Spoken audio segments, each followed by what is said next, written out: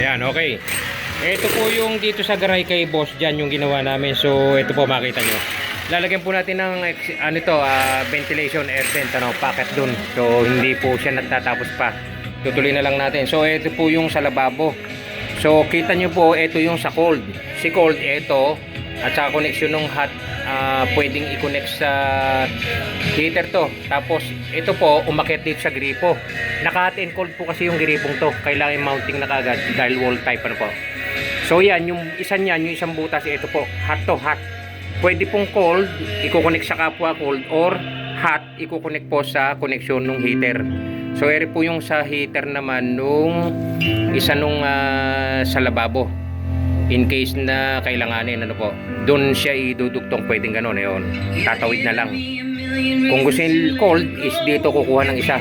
Ano po, kita nyo, alam na natin yan. Kumbaga doon sa manggagawa, baliwalain ito. Hot po ito, pumunta po rin sa shower, yun. Gawing kaliwa po, ito yung cold na isa naman, yan.